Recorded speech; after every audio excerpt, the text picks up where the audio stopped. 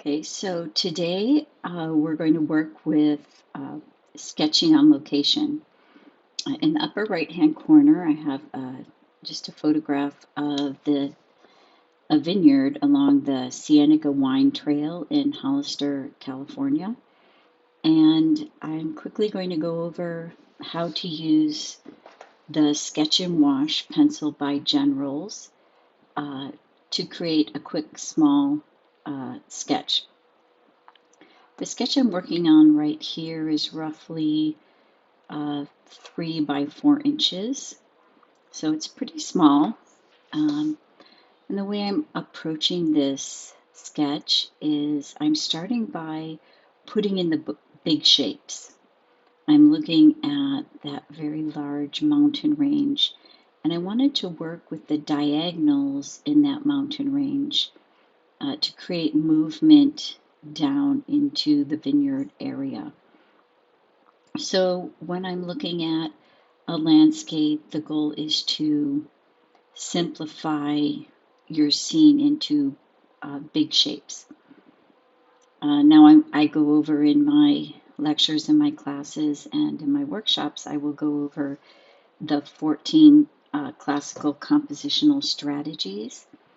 These strategies are covered in Edgar Payne's book, Composition of Outdoor Lighting. It's a wonderful book to pick up if you want to work on composition, value, and tonal ranges. So you can see right now I'm just quickly putting in the large shapes and then just adding some detail area in those large shapes. I'm indicating the direction that the wine vines are moving in. That's what those diagonal lines are in the foreground. I am sketching on a Strathmore paper. It's a Strathmore art journal, and it has watercolor paper and sketch paper in it. It's 60 pages, 10 by 7 inches. So for this particular sketchbook, I do use wash in it. So if you're using wash, make sure you have a journal that has at least 60-pound, 80-pound watercolor paper in it.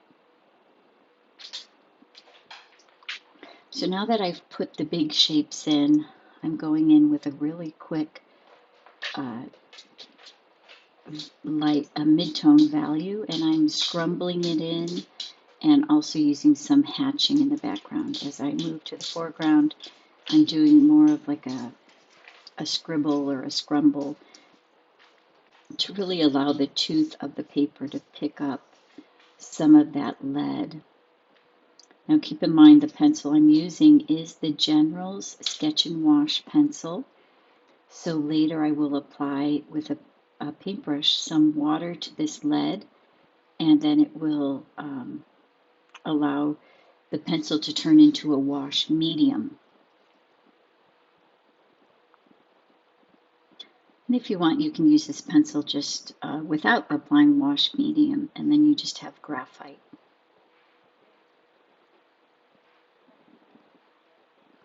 So the first step was to put in all of the big, large shapes. Second step was to put in your mid-tone values, and that's what I'm doing right now. I'm just moving through the sketch and putting in mid-tone values. And as I do that, I'm applying texture to give the illusion that these are trees in the background and wine vines in the foreground. I'm just putting a little bit of value in the clouds in the mountain range. You can't see the clouds in the photo, but I did sketch this on location. You'll notice it's better to sketch on location because you can see more than what the photograph captures.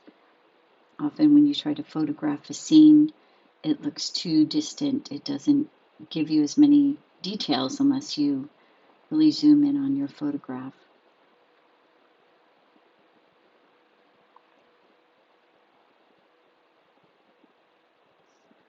So now I'm going in with a little bit of a wash medium. So as you choose to journal on location, you bring your sketch journal with you. Bring a little container of water, or just use your water bottle, and bring a little plastic cap that you can put the water in. And I just dip one of my brushes into the water, and this is a very small brush, probably a 0 or a number 1 brush. For the smaller areas, you can use a 0, 1, or 2 round brush, and for wider areas you can use a flat brush. And this is a small sketch. Like I said, it's about 3 by 4 inches, so I'll pretty much stay with this smaller round brush throughout this sketch.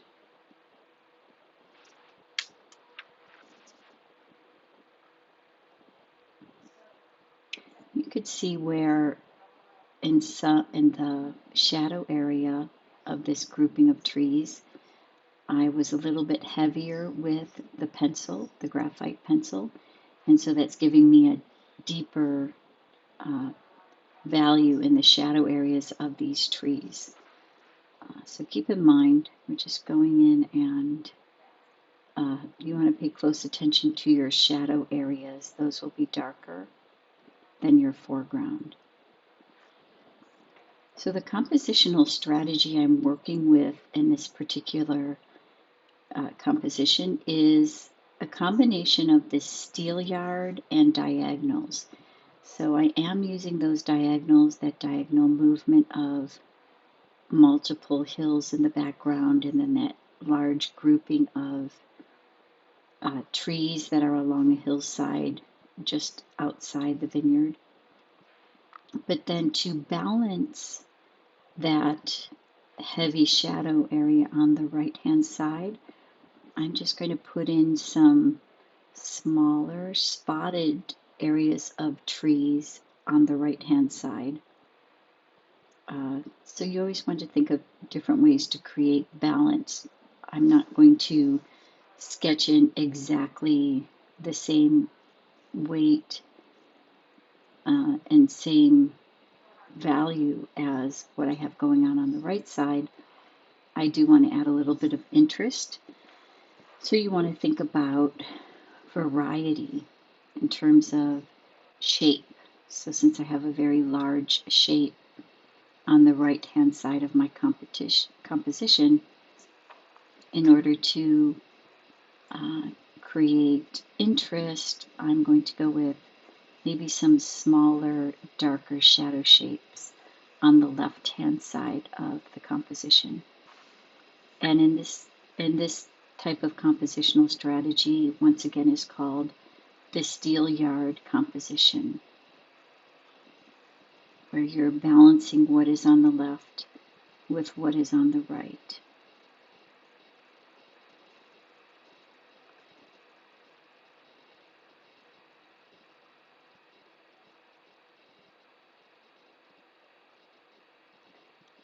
I go over in my lecture the no-tan, the amount of shadow in my sketch, and the amount of lighter values. And in this particular scene, the sun is overhead.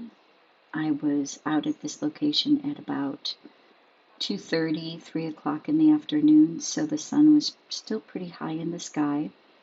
So this sketch is predominantly full of light tones.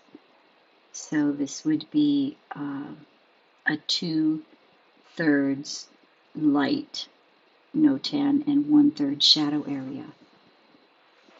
And this is why you do the initial sketch, is you start to determine what type of composition will I use,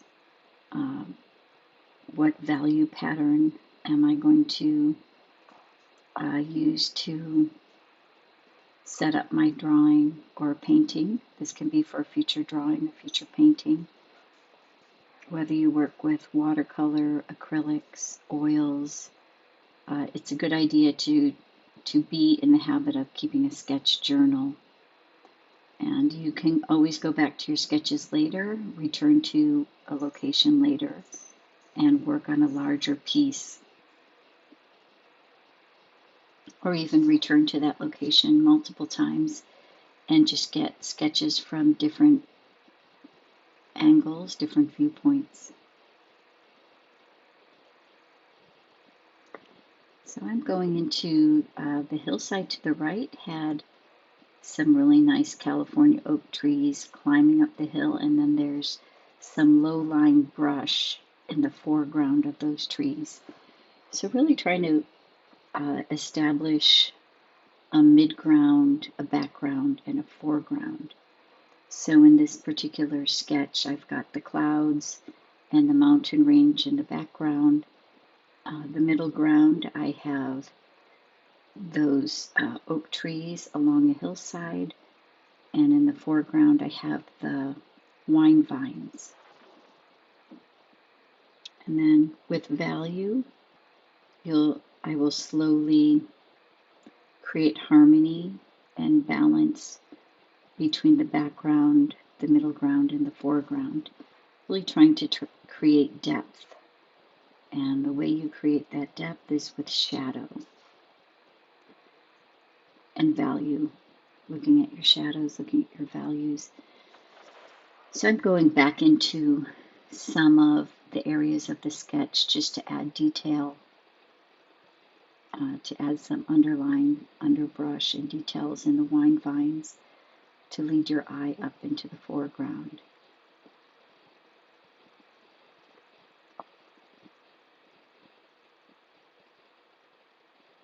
And I'll go back in with a little bit more water, trying to keep some edges soft and some edges a little bit harder, really trying to maintain the texture of a hillside full of trees, which is challenging, but think about the form of the tree.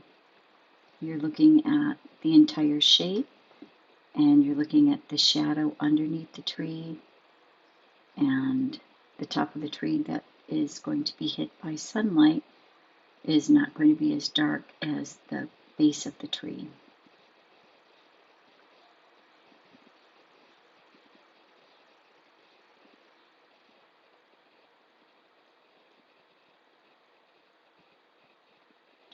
Now, in order to bring your eye into the foreground, I will go in and make those wine vines in the foreground a little bit darker, with more contrast between the white of the paper and the darkness of the vines.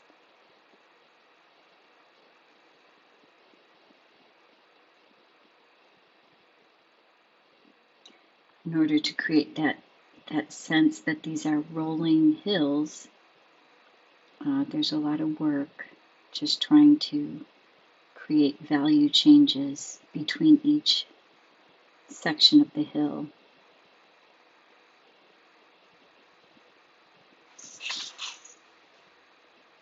There's a strand of trees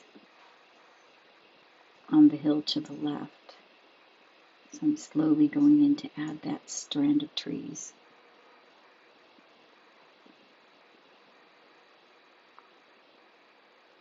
So I just keep building up the sketch. I add a little bit of graphite, and then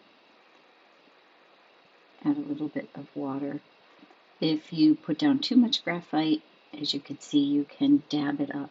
Put a little bit of water and dab it up. I didn't want to get too dark in that foreground brush area. I just want it to be one shape, one mid-tone shape with a couple shadow areas.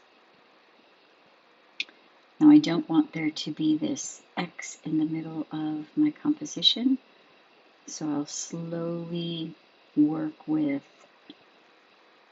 the underbrush that's in front of that hillside in order to eliminate that feeling of it being X. You really have to watch as you develop your sketches and you start putting in your values, things change. Sometimes you have to pull back a little and maybe change your composition a little, something that you didn't recognize initially, as what I will end up doing is pulling that hillside across the center to avoid there being this X in the middle of the composition. Keeping in mind we want to bring the viewer through the sketch or the drawing. We don't want anything to be static, and putting an X in the middle of the sketch will do that.